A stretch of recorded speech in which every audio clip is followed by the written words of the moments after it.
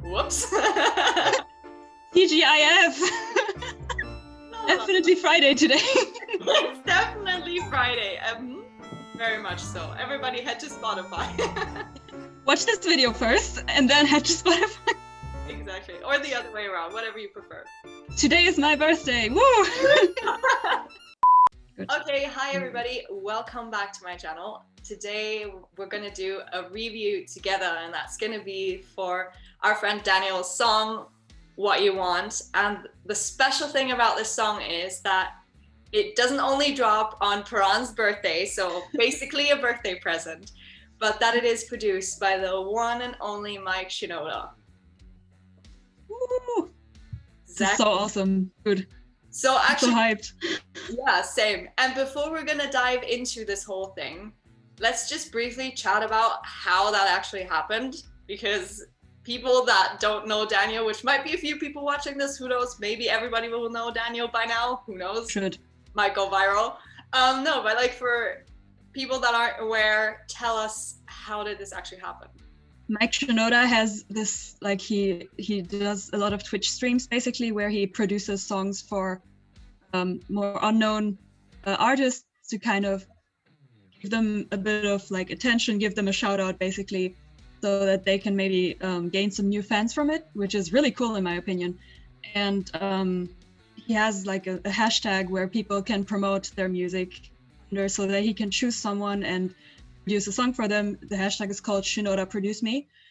And at some point, Daniel was like, hey, I want to get a song produced by Mike Shinoda. So we all helped him by spamming that hashtag and trying to get his attention to Daniel and to his songs. And I guess somehow we succeeded, because apparently he messaged him one day and was like, hey, I want to produce your song. I watched the stream as well where he produced the song, and it was pretty interesting to see it like come to life, because I only know the way Daniel makes music, and it was interesting to see someone else take his song and like put his own spin on it. It was really cool. Yeah, I saw the first stream. I don't know how many, I think he did like 3 or something streams on Twitch. Yeah, I think so. I think it was 3. Maybe. I saw the first one. I didn't manage to see the other ones. So basically I have no idea how the song is gonna sound. So this could be really, I really don't know what to expect. Expect the unexpected. Kill your expectations. Kill your expectations. It's smooth.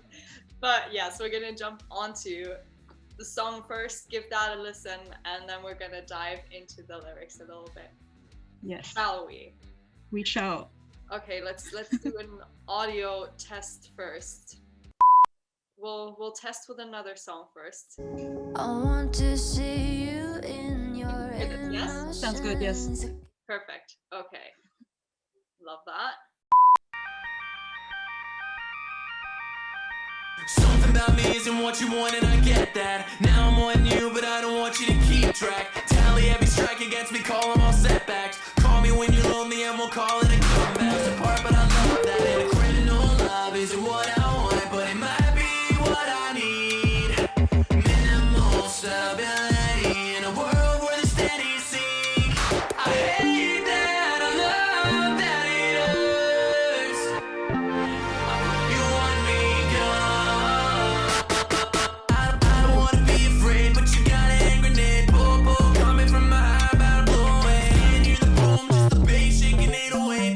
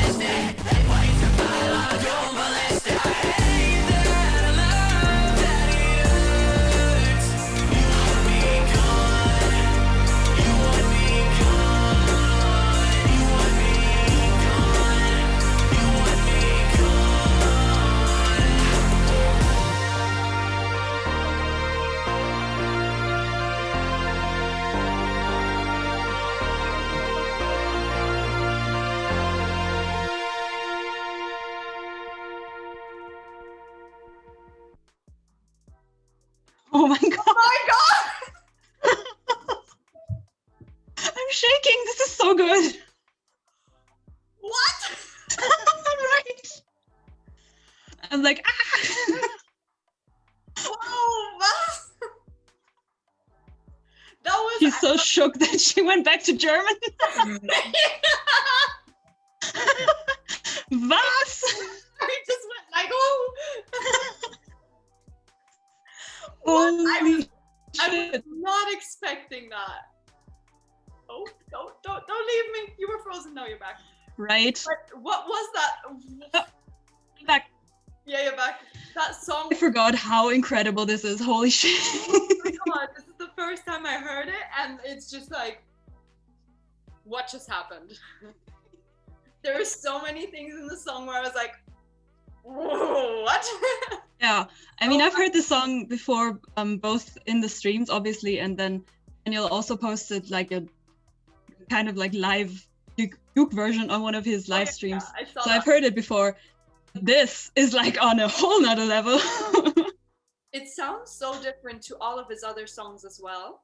Yeah, Like, it you sounds can so tell good. it's Daniel, but it just sounds very different. Obviously, because there's a lot of like vocal distortion. It seems like, or there's just seems like, I don't know how to say it. It's almost as if he's like in this metal box, but that makes it sound like it sounds bad, but not in a bad way. It just, you know, Yeah. the vibes.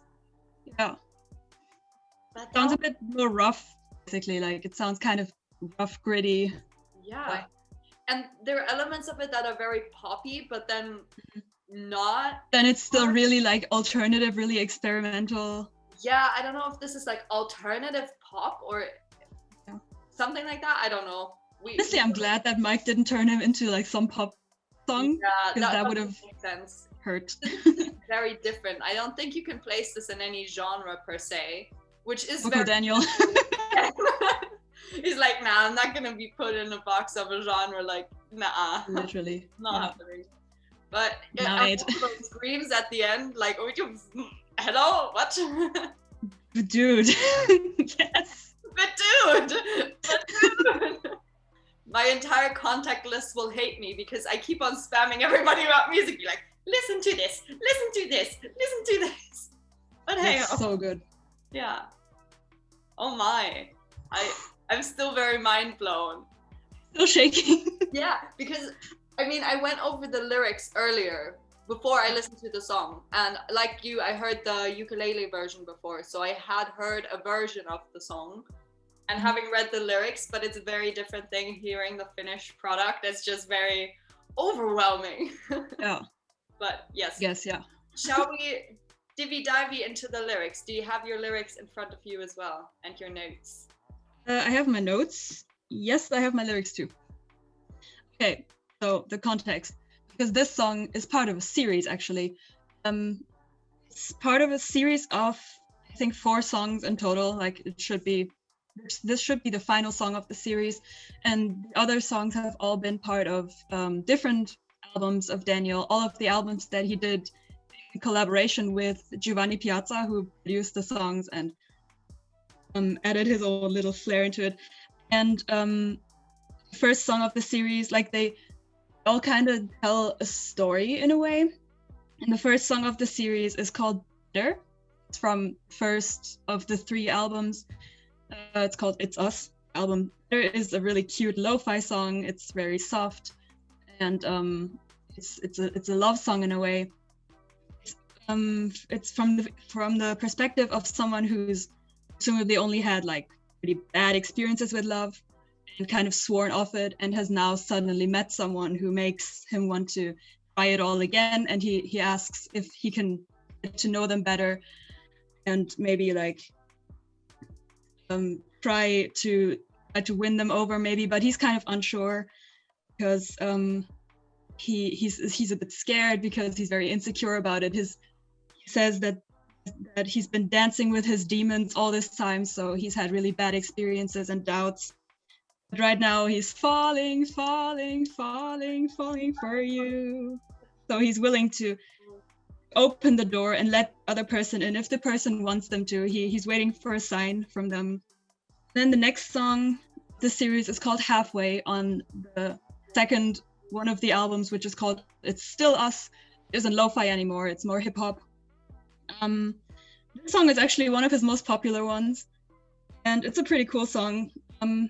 It's a bit more, like the theme is a bit more pleading, a bit more, like he's a bit more resignated. He doesn't have as much hope anymore, sadly. Like he feels distant from the person. He says there's a canyon right at the beginning. There's a canyon now between us. It's too wide, I can't build a bridge.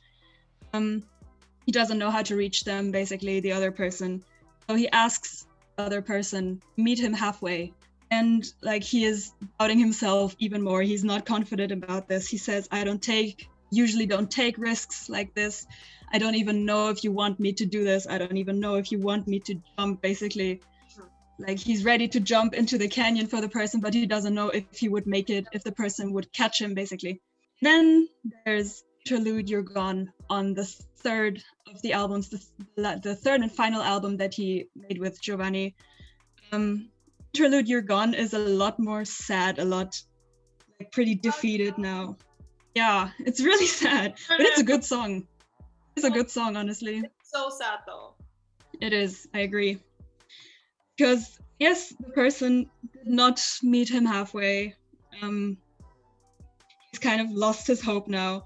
Like he says, he didn't really make a move in the first place because he knew from the beginning that it wasn't meant to be and that it was kind of doomed from the beginning. So he didn't even try because he didn't want to unnecessarily hurt the person. He would much rather just hurt himself, just kind of move on, try to move on from this, ignore his feelings, move on, which is like, oh. Ouch, my heart. Yeah, Just exactly. died. Yeah, so he didn't make a move, and now he says he's lost his chance, basically. So this song is like a goodbye, something that could have been but never actually happened. Which It ends is very with, painful. yes, so painful. The big what if. Yeah, it ends with a really sad line as well. He ends it with, now we're out of time, no more living in my mind, guess it's goodbye, maybe the voices in my head are right. Always this tragic love. Yeah, I mean, relatable, but oh. I was gonna say, yeah, it's relatable, but it's tragic. Yeah. Tragedy. And that's where What You Want comes in, basically. Which is the last song in the, it's not a trilogy, it's a, what is it, what it's for? Yeah, it's a trilogy anymore. Quadruple T. Yeah. Quadrilogy, Quartet. I don't know. I think it's a quartet. That's it. The quartet. Oh, Ha. very good. Okay, All so right. What You Want. This was a little crash course in Daniel history, There is- Daniel music history. We could be here for hours and talk about it. Yeah, I had to hold back a lot. Yeah.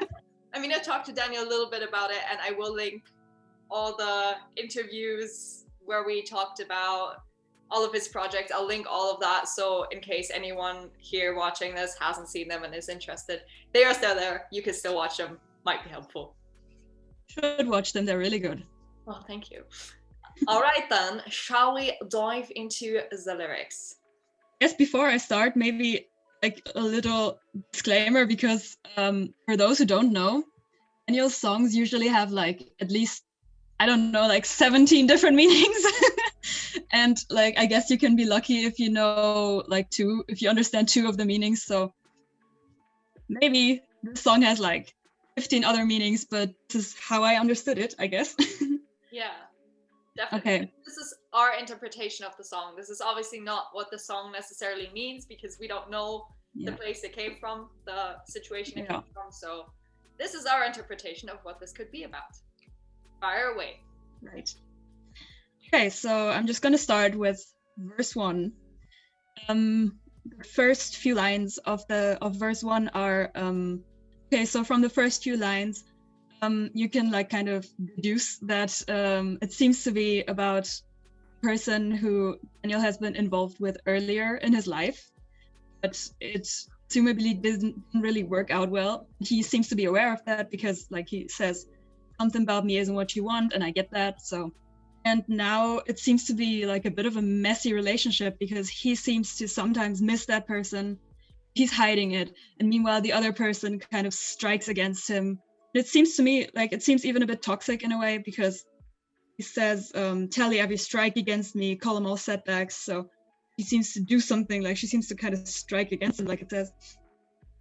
And then in the next part of the verse, there's this like whole overarching metaphor throughout the whole song of crime, them running away from a crime scene in a car, in an old car with their old memories stored in the back, which is an interesting metaphor.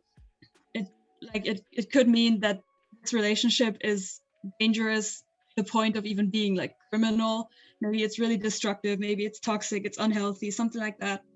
And they're fleeing from the police. He seems to kind of enjoy it, maybe enjoy the thrill of the danger, because he says bullet holes are tearing us apart. I love that. Yeah, definitely. No, I think this first verse for me has a very strong sense of unfulfilled expectations and wishes from one party. Let's just say from her side, basically. Because like you said, it's something about me isn't what you want. So obviously she seems to have a different picture of what she's expecting, as in how someone is and how someone's treating her, but the turnout is completely different. So there's a sense of disappointment in there that I'm getting from it. And with the misstep, like every strike, it almost seems like she's tallying up all the times that he didn't act the way she was expecting, that when he didn't act the way she wanted him to act, and kind of points that out every single time. And I feel like a little bit that even ties in with the bullet holes, because every time you're like finger pointing and you're calling someone out for doing something or for disappointing you, that is a painful strike. So like a bullet, you're shooting them every time, basically. And with the tearing us apart, but I love it. That's basically, I completely agree with you, what you were saying. There is like a thrill in that, in this criminal love. It seems like there's an awareness that this isn't the way love is supposed to be. Not a false love, but there's something not right about it, and you know it. Then there is the pre-chorus. With the criminal love. Yeah, criminal love isn't what I want, but it might be what I need. This line in particular is interesting to me because it seems like a callback to a line from Interlude You're Gone. Because in Interlude You're Gone, there is the line, what I wanted wasn't what I needed, so I refused. And I always knew that I could never keep you nor pursue. And this is kind of like a contrast to that, because now he's talking about not that this is not what he wants, but it's what he needs. So it's the exact opposite. And that made me think about if all these songs are even about the same person, like especially this one, all the other three in the series, because seems really different suddenly. Like this song seems to be about someone he already knew before, he had bad experiences with before, and now still in his life somehow. Whereas the other songs seem to talk about someone he's met, like he's newly met and now tries to win over. It sounds like they're different people, but I don't know for sure. That's just a theory I had. Criminal love isn't what I want, but it might be what I need. Minimal stability in a world where the steady sink. Daniel's songs talk a lot about like control, and especially about losing control. Like maybe with this pre-chorus, like he means in a world where those people who control their situation and their circumstances the most, so the steady people, they will be hit hardest by like life, pretty much. So so that's maybe why he needs this relationship to get back on track from trying to stay in control but failing at it, and now he's doing this as a reality check in a way. Kind of giving into the turbulence of this relationship Mhm. in a way. And what I kind of got from this pre-chorus is it seems to raise the question of, is love supposed to be painful and uncertain? I feel like that's kind of the question that's hiding behind this. And almost as if you're saying, maybe like I don't deserve a stable love, like this wholesome, honest, affectionate love. Maybe in this fucked up world that we're living in, I deserve nothing but imperfect love. And that is that criminal love. Yeah, oof, man. Makes sense, but oh. Yeah, I don't know, that kind of jumped out at me. I could be completely wrong about that, but that's kind of the vibe I got from these lines. I mean, that would make sense. I mean, yes, maybe it would make sense. That does kind of tie in with some other songs that he's released for. So maybe this is something he's been thinking about. Do Maybe. tell us, Daniel. You're free to comment. And Exactly. no comment doesn't count as a comment. I'm just saying. Oh, you just froze. Yeah, you froze too. But we are back. I think Are we back? Okay. Yeah. And the chorus kind of describes the nature of this relationship a bit more. Starts with him pretty much admitting that he's aware of destructive nature of this relationship. He says, I hate that, I love that, it hurts. So I hate that I enjoy this. I hate that I seem to like that it hurts me. Yeah, the thrill of the pain. Yeah. So he's pretty self-aware about this, and he tries to even get out of this relationship in a way. Like he says, this person, this girl probably has put a curse on me, and he prays for a phrase that will break the curse. So he tries to get out, kill with no regard to my heart. So she just kind of does her thing, and she doesn't care if she's hurting him. But also could go back to what you said earlier about verse 1, about the different expectations that they seem to have towards each other. So she doesn't care that that she is doing him wrong, basically. She just wants her expectations fulfilled. I completely agree with you on the fact that here it's just very much about this whole thing of another person hurting you and you almost getting used to that way they're treating you. It almost becomes this kind of addictive thrill that you keep on returning to. And there's definitely the sense of him noticing that there is this toxic cycle and that he wants out of it, something like a curse. So you're caught by it. You can't actually really do anything about it because you're so stuck within that. You know what this reminds me of? Yeah, what does it remind you of? Tell me. Strawberry Lipstick, Youngblood. A little bit. Yeah, a little bit. And then the end, obviously, like you said, wanting to get rid of me. And sometimes, I mean, I don't know how relevant that is to the song, but sometimes people in a relationship, they will behave in a hurtful way in order to make the other person like either break up from them, break up with them, or like alienate them. Instead of being like, hey, this relationship isn't working, they try to push someone away through their behavior by just pointing out all the flaws. So maybe that's something that ties in here as well. Yeah, I mean, it would make sense because it does say you want me gone. So maybe this is why she treats him this way. So yeah, he knows away. He can't. And he knows we both know what you want. So they're very aware that this is her goal, but they're still kind of sticking around. All right, so on to verse 2. Verse 2 pretty much just deepens this whole police crime, fleeing the crime scene metaphor in a way. So, and it specifies something that I only noticed when I actually dove into verse 2 specifically, which is that the crime, the metaphorical crime, I first thought it was both of them doing it and they're both fleeing and they both did something. When I read verse 2, I think it was just her. And he's just driving the car pretty much. You got a hand grenade, Popo coming from behind, about to blow away. And then he says, I'm gonna keep my eyes straight. So he's just driving, he's turning a blind eye to the blast that's happening in the background. So it's almost as if he's closing his eyes to the final blow, and almost as if he doesn't trust the calm before the storm. Like he knows what's about to happen, but he's keeping his eyes fixed out on the road. Yeah. He tries to distract himself in a way by turning on the radio. He says, radio is my saving grace. Yeah. And hear the boom, just the bass shaking 808s. So yeah, exactly. He's scared. He seems scared. He seems worried. He tries to ignore it, just keep driving pretty much. Yeah, and get lost in the music. This might even be a little nod to music being salvation or distraction from this situation. Yeah, maybe. That's true. Yeah, and then, I mean, next few lines are, again, just elaborating this metaphor. So apparently this love is really dangerous, really bad relationship. Apparently really something bad going on here.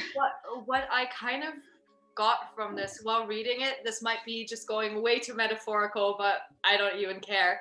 Nah, it's fine. The police are the expectations chasing them. So it's almost as if when the expectations actually capture them, that they're caught within this picture of that is how you are supposed to be, that is how you're supposed to be in a relationship, but it's this toxic space in prison because it just doesn't work out. So like at the very end, they'll shoot us right on sight. So basically when they get you, they won't even put you onto prison, but they will you'll be a victim of these expectations, and you have nowhere to run from it. Like the pain of realizing this is not how it's going to work out almost kills you. Yeah, that's really, I mean, makes sense. Maybe I didn't even think about that. That kind of popped up. Like I said, it's very metaphorical, but yeah, might be makes sense. I mean, maybe expectations are a huge thing in Daniel's music as well, so who knows. And so is the whole car thing, by the way. Like, I don't want to go into this too deep because it would mention like 3 other songs. He has used like this whole theme of car ride and especially a car crash a lot in different projects, even in the Crown and Chains song, like an unreleased one, in, Green Instead of Red, which was supposed to be on the 2nd album. So this seems to be like a big theme for him. I mean, car crash regards to like a relationship or something. Maybe also because driving is about control a lot, because you control the way you move and you move forward, and as long as you like do the right things, you're gonna be fine. And you can like, obviously the car won't do its own thing unless it's like a, no driver, whatever, Google, Tesla, or whatnot. We're not gonna talk about that, but like normal cars where you drive, if you turn the wheel to the right, you'll go to the right. If you turn the wheel to the left, you'll go to the left. So you very much control what's happening, speed, everything. But like car crash is almost like a loss of control, or like when a car spirals out, you like lose control, and you have the point where you're like, do I try and regain control, or do I just, like literally let go and see what happens? Yeah. So really that's something that ties in Hello, My Voice is Dying. Your voice is dying. They might be dying if the police catch them. Coming full circle. And then like in here we obviously have the God, which kind of just stands there, and him being religious is almost, it seems like he's calling out to God for like guidance in this moment. Mm-hmm.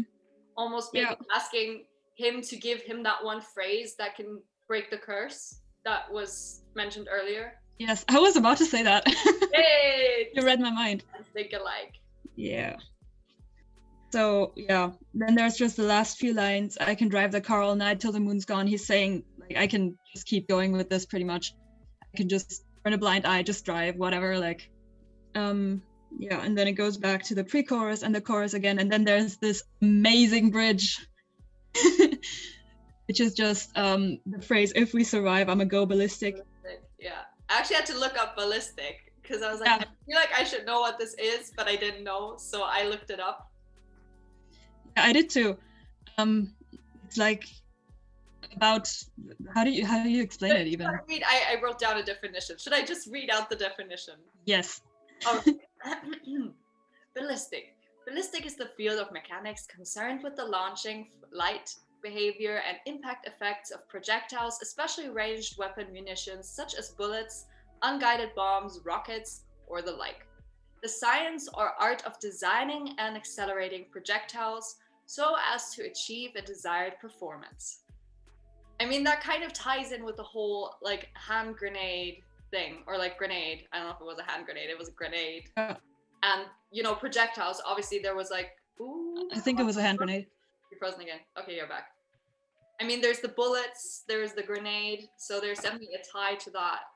The way I understood this one sentence, "If we survive, I'ma go ballistic," it's kind of like a final, kind of like an exclamation of how bad this is, like how destructive this is. He's saying, if this keeps going, if we survive this, I'm gonna go crazy, pretty much. Like, ballistic can be set, like if you imagine like a bullet, it's like really fast, really destructive. Maybe if this relationship keeps going, he will turn to a bullet in a way. He will turn ballistic. He will turn wild and like destructive, pretty much. So basically, he's saying like, if this keeps going, it's not gonna be good for me. It's almost as if it's like, if we survive, I'm gonna try and understand where this thing is going wrong, because it's like the feel like concerned with, you know, like looking into the science behind all of these projectiles. So see basically where the hits are coming from, where the pain is coming from. Maybe. Yeah, that's really interesting. Maybe it's that. Yeah, could be, obviously. Maybe it's both. Maybe it's neither. Who knows? Maybe it's neither. I mean, with Daniel, you really never know. Yeah. Could be anything. Literally, yeah. What you like about the lyrics, they're very open. Like, yeah, definitely. You can tie a lot of different things to it. Obviously, I will tie different things to it than you. I mean, we kind of got on the same themes and the story behind it, but like the details are different, obviously, because everyone has their different story. What's so great about his lyrics? They make sense in like different perspectives. And they're so good. Yes. The lyrics are absolutely unreal. Yeah, for real. I should make like a wallpaper out of them, you know, like print all of them and just like stick them on my wall. All of them. Cool. That would be a lot of lyrics. I have a lot of walls. I could employ Daniel to just write his lyrics on my walls, be like, here,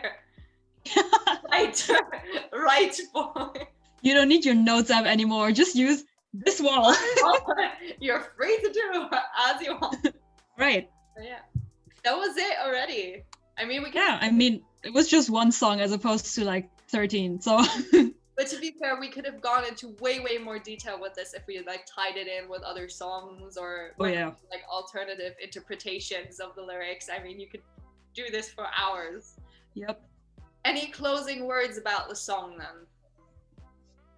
then? It's great. Best birthday present ever. Wonderful. No, really, like. What do you want me to say? Like, it's really amazing, obviously, and I'm gonna listen to it until I know every single sound wave by heart. Yeah, same.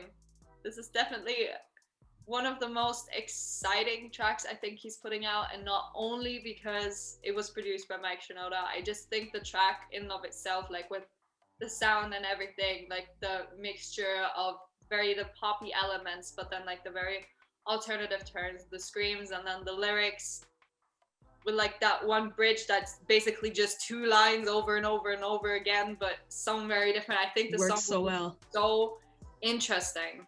Yeah, definitely. But this just shows how freaking talented Daniel is. Oh, so talented. Yeah, I really hope this is gonna help him get more attention, because he definitely deserves it. Like, this guy has so much talent. Like, this needs to be shared with the world. Absolutely. A brain full of ideas. Yeah. So, yes, if you've made it this far, might as well go to Daniel's Spotify page and listen to all of his songs. Exactly. Because I promise you, they are all just as amazing. Support Daniel, everybody. Yes, do Homework for today. It is the mission. Forever. Support Daniel. Support Daniel. Support Daniel and tune into the next video. Shameless self-promo. It's okay, you're allowed to do that. This is your channel. All right. Well then, thank you for coming on. Thank you for having me. Thank you, everybody, for watching. I don't know how many people will see how much of this, but we shall see. Yes.